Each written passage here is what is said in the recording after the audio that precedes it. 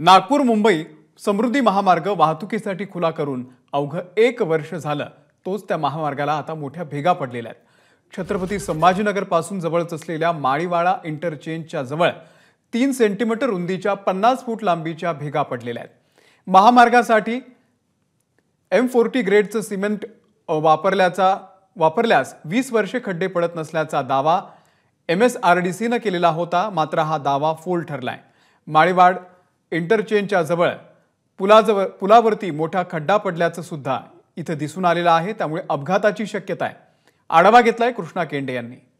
नागपूर मुंबई समृद्धी महामार्ग हा महाराष्ट्राची समृद्धी करेल अशा पद्धतीने सांगितलं गेलं।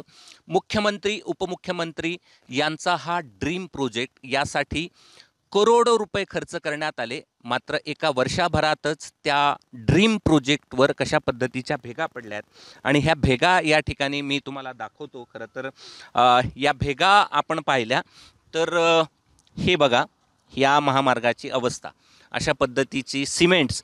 खरं तर दावा केला गेला होता की हे जे सिमेंट आहे हे सिमेंट 20 वर्ष यावरती भेगा पडू शकत नाहीत किंवा खड्डे पडू शकत नाहीत अशा प्रकारचा दावा केला।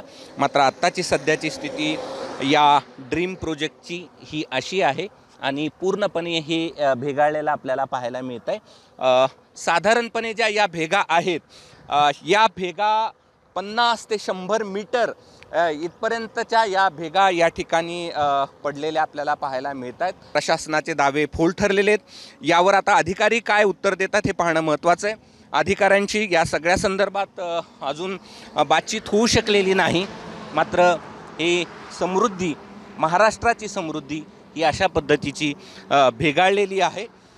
या भेगा समृद्धी महामार्गावरती नाहीत, तर मुख्यमंत्री आणि उपमुख्यमंत्री यांच्या ड्रीम प्रोजेक्टवर या भेगा पडल्यात असं आपल्याला म्हणता येईल। कॅमेरामन धनंजय दारुंटेसह मी कृष्णा केंडे, ABP माझा, छत्रपती संभाजीनगर। नमस्कार। मन शुद्ध तुझं ही वेगळ्याच प्रकारची मालिका तुम्हा सगळ्यांना खूप आवडली होती। याचा दुसरा सीझन कधी येणार अशी विचारणा झाली। प्रतीक्षा संपली आहे मित्रांनो, येतोय मन शुद्ध तुझचा दुसरा सीझन। होई मन शुद्ध